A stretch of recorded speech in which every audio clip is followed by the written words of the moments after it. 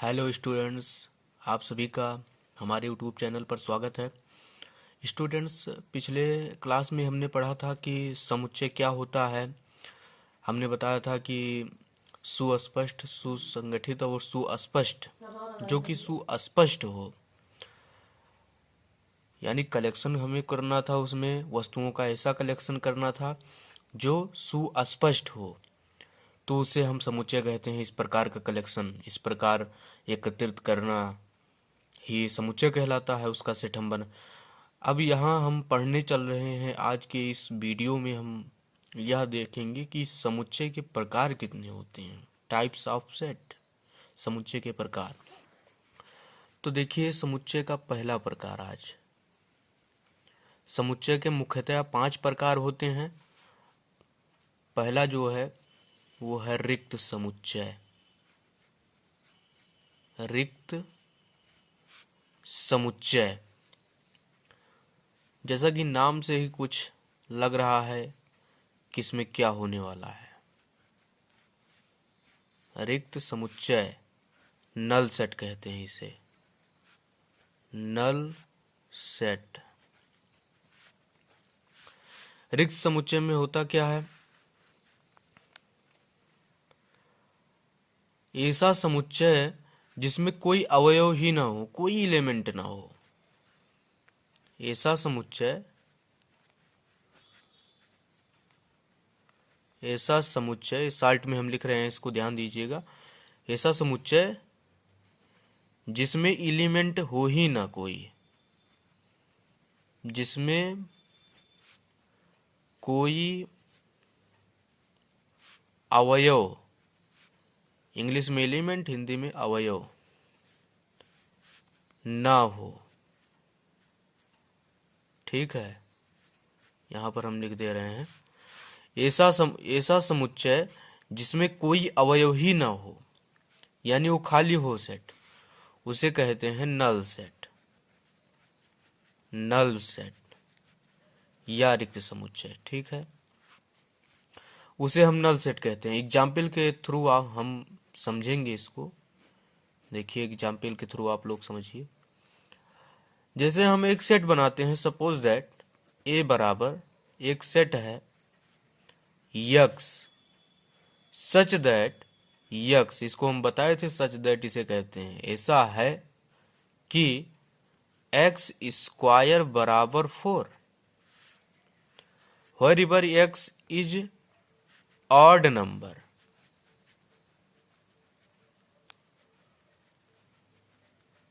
wherever x is odd number। देखिए, यहां कहा जा रहा है कि यक्स ऐसा है कि यक्स स्क्वायर किया जाए तो 4 आए, और जहां यक्स एक ऑड नंबर हो। आप देखिए, यक्स बराबर कभी, यदि हम यहाँ कोई भी ऑड नंबर का यूज कर दें, 1, 3, 5, 7, किसी का भी यूज करें, कभी 4 नहीं आ सकता, यानी वो सेट नल है। वो सेट का मतलब यही सेट नल है। क्यों ये नल है? क्योंकि ये इसमें जो कहा जा रहा है उसके अनुसार ये होगा ही नहीं।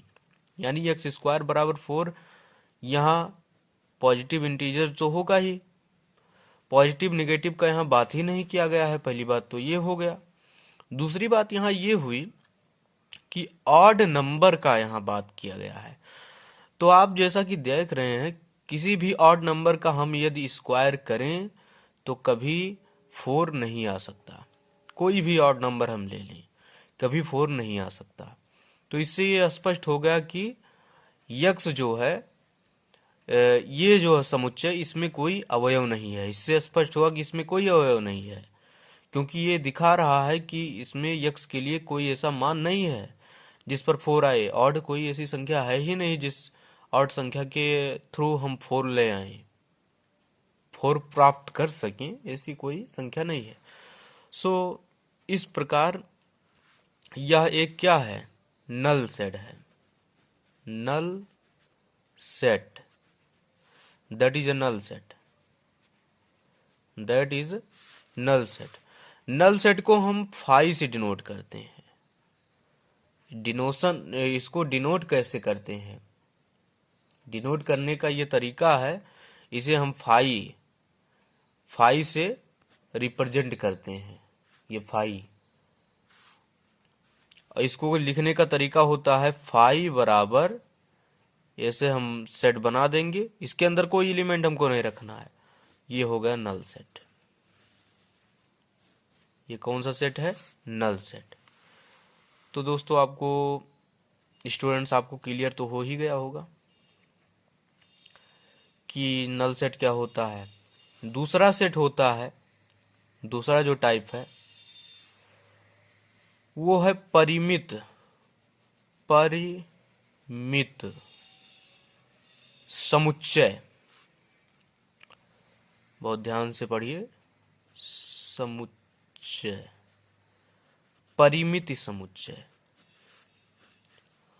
इसे हम कहते हैं फाइनाइट सेट। ठीक है।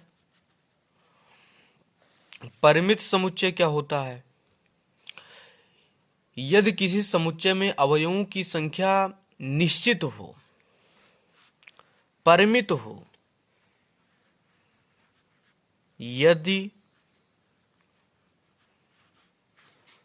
किसी समुच्चय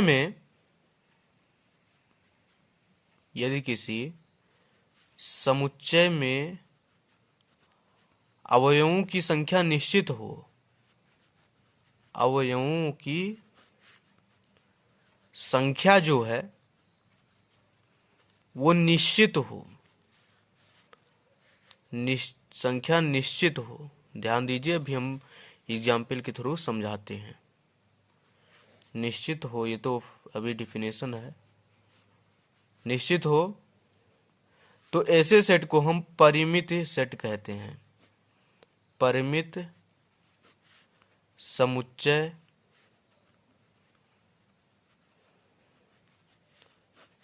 होते हैं, ये परिमित समुच्चय होते हैं या परिमित समुच्चय कहलाते हैं। ठीक है।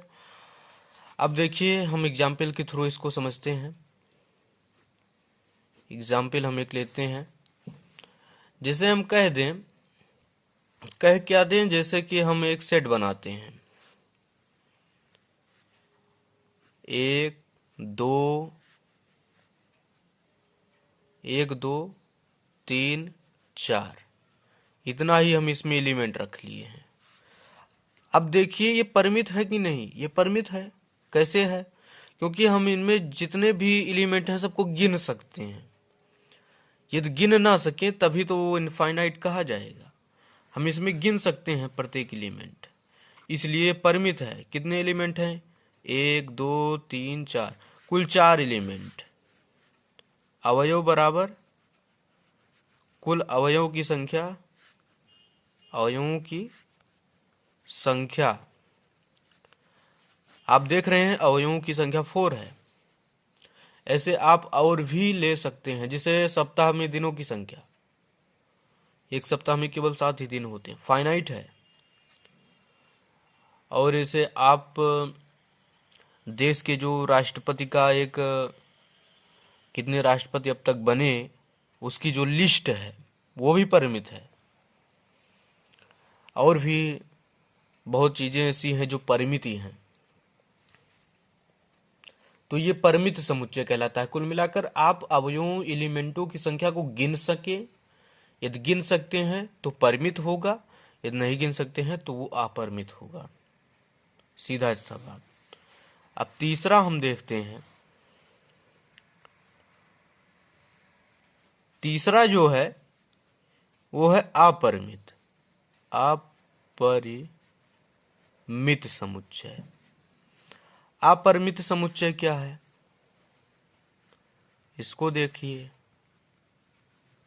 अपरिमित समुच्चय, इनफाइनाइट सेट। अपरिमित जो समुच्चय होता है वह समुच्चय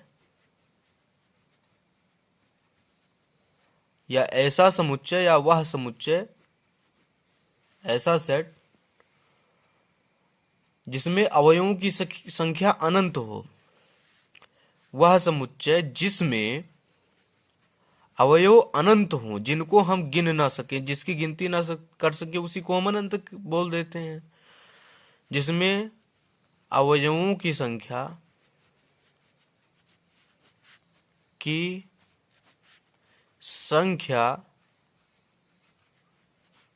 अनंत हो, जिसमें अंत ही ना हो, अवयवों की संख्या अनंत हो, जिसमें अवयव का अंत ही ना हो, अनंत हो, उसे हम कहते हैं अपरिमित। जैसे हम एग्जाम्पल के थ्रू समझते हैं। जैसे हम कहते हैं कि जैसे हम लेते हैं ए बराबर नेचुरल नंबर्स का set, 1 2 3 dot dot dot dot. हमको नहीं पता है कि ये कहाँ तक हम ऐसे लिखते जाएं, 3 4 5 6 7 8, इस प्रकार हम लिखते ही जाएंगे, कहीं इसका अंत नहीं है। तो ये नेचुरल नंबर्स का जो सेट होता है ये अपरिमित होता है। उसी प्रकार हम एक और ले रहे हैं, 2 4 6 डॉट डॉट डॉट डॉट। ये दर्शाता है कि ये ऐसे लिखी ही जाती रहेंगी। 6 में 2 जुड़ेगा, फिर 8 होगा, फिर 10 होगा, फिर 12, इस प्रकार ये लिखा ही जाता रहेगा, इसका कोई अंत और नहीं है। तो इसीलिए इसे हम कहते हैं अपरिमित समुच्चय। जिसे गिना ना जा सके वो अपरिमित समुच्चय होता है, और जिसकी गणना हम कर सकें वो परिमित समुच्चय होता है। तो उम्मीद करता हूं आप लोगों को ये समझ में आ रहा होगा। फोर्थ हम लेते हैं, जो चौथा अब है, अपरिमित समुच्चय हो गया। चौथा जो है रूप वो है इक्वल सेट, समान समुच्चय। समान समुच्चय, इसे हम कहते हैं इक्वल सेट, इक्वल सेट, समान समुच्चय। देखिए स्टूडेंट्स, समान सेट होता क्या है? जैसे यहां एक चीज आपको ध्यान देना है जो मैं लिखने चल रहा हूं। समान सेट तब कहा जाता है यदि किसी दो, देखिए, यदि ए तथा बी, ये रिप्रेजेंटेशन है दो सेट का। ए तथा बी दो सेट हैं, दो सेट, इंग्लिश में सेट कहा जाता है समुच्चय को, ध्यान देना। दो सेट हों, ए तथा बी दो सेट हों, ए का प्रत्येक अवयव बी का भी अवयव हो, ए का प्रत्येक अवयव बी का भी प्रत्येक अवयव हो, यानी ए का जो अवयव हैं ए के, वो बी के भी अवयव हों। ए का प्रत्येक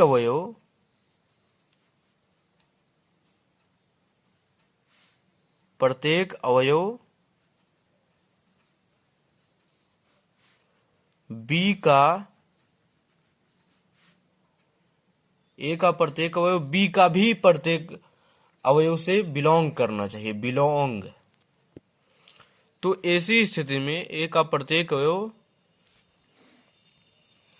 बी का भी प्रत्येक अवयव होना चाहिए। यहां पर यही है, एक समान समुच्चय तब कहेंगे जब ए का प्रत्येक अवयव बी का प्रत्येक अवयव से बिलोंग करे, बी का भी अवयव हो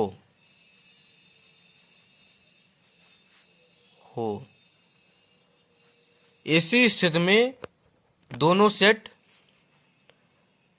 ए बराबर बी होता है। अब देखिए कैसे इसको हम प्रतीकात्मक प्रतीक के द्वारा कैसे समझते हैं। जैसे प्रतीक यहाँ पर आपको ध्यान देना है, बहुत यूजफुल है। जैसे यक्स कोई एलिमेंट हमने ले लिया, यक्स ये एलिमेंट बिलोंग करता है। बिलोंग करने का मतलब उससे संबंधित है, यानी ए से संबंधित होने का मतलब क्या हुआ, ए से संबंधित होने का मतलब ये जो एक्स एलिमेंट आप देख रहे हैं ना, ये सेट जो ये ए दिख रहा है इसमें उपस्थित है, इस सेट का ये एलिमेंट है, इसीलिए ये लिखा गया कि एक्स बिलोंग्स टू ए, संबंधित है, इससे बिलोंग करता है उसमें। तो ये दर्शाता है इस स्थिति में कि यक्स बिलोंग भी करना चाहिए, यदि ए बराबर बी होना चाहिए या करना है, जैसे कि हमको दोनों सेट बराबर दिखाना है, तो ऐसी स्थिति में जब यक्स ए में बिलोंग करे तो यक्स बी में भी बिलोंग करना चाहिए। और इसी का उल्टा, यदि यक्स बी में बिलोंग कर रहा है पहले से, तो वह यक्स ए में भी बिलोंग करना चाहिए। ये बिलोंग्स टू का चिन्ह है, ठीक है। तो ऐसी स्थिति में ए बराबर बी होता है, यानी दोनों सेट इक्वल होते हैं। जैसे कि एग्जाम्पल के थ्रू हम आपको समझाते हैं। जैसे हम एक सेट लिए हैं ए बराबर हमने लिया है 3, 5, 10, 3, 5, 10। यही बी बराबर हमने एक लिया है सेट 5, 10, 3। तो आप देख रहे हैं कि ये जो 3 है ये बिलोंग कर रहा है ए में, 5 भी बिलोंग कर रहा है ए में, और यही आप देख रहे होंगे 10 भी बिलोंग कर रहा है ए में। तो यहां पर आप देख रहे होंगे कि 3 आल्सो बिलोंग्स टू बी, यहां बिलोंग कर रहा है, देखिए यहां 3 है, 3 है, तो 3 आल्सो बिलोंग्स टू बी हो गया। 5 भी आल्सो बिलोंग्स टू बी, अब देखिए 5 भी इसमें है, इस सेट में। उसी प्रकार 10 भी आल्सो बिलोंग्स टू बी, 10 भी इस सेट में है। तो इससे क्या पता चला, इससे क्या निष्कर्ष निकला कि सेट जो ए है बी के बराबर है। तो आप लोगों को उम्मीद करता हूं ये समझ में आ गया होगा कि किस प्रकार ये हुआ। समान समुच्चय क्या है? समान समुच्चय का अर्थ यही हुआ कि सेट ए और सेट बी दो सेट लिए जाएं, दोनों सेटों में जो एलिमेंट हैं वो दोनों सेटों में पहले सेट का एलिमेंट दूसरे सेट के एलिमेंट से बिलोंग करना चाहिए या उसमें होना चाहिए, ऐसी स्थिति में होता है। अब 5th नंबर देखा जाए, 5वां नंबर। 5वां जो है वो एकल समुच्चय है। एकल समुच्चय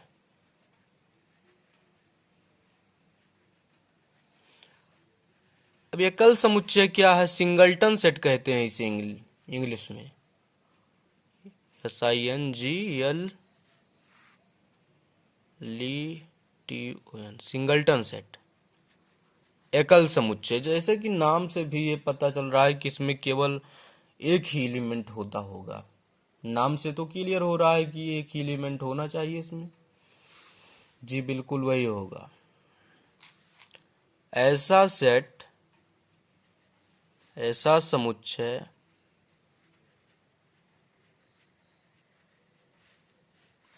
जिसमें केवल एक ही एलिमेंट हो, भी देखिए एग्जाम्पल के थ्रू हम तुरंत समझाएंगे, आपको समझ में आएगा। ऐसा समुच्चय जिसमें केवल एक एलिमेंट हो, एक अवयव हो,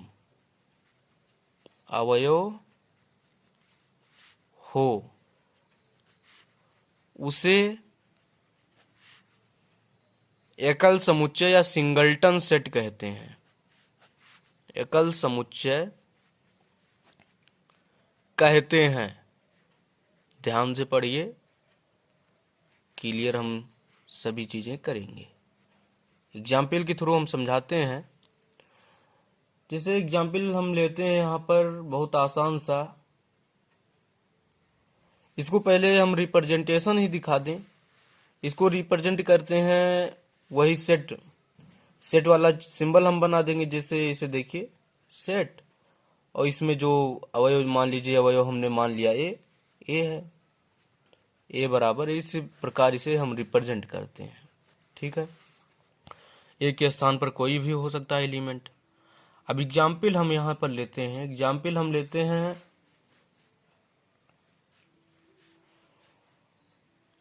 यहाँ पर हम कह सकते हैं कि ए बराबर एक सेट लेते हैं यक्स,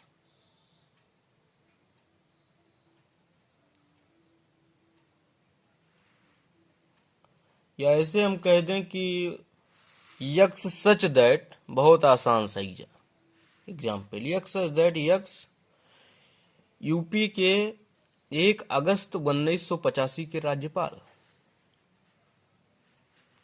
यूपी यानी उत्तर प्रदेश के 1 अगस्त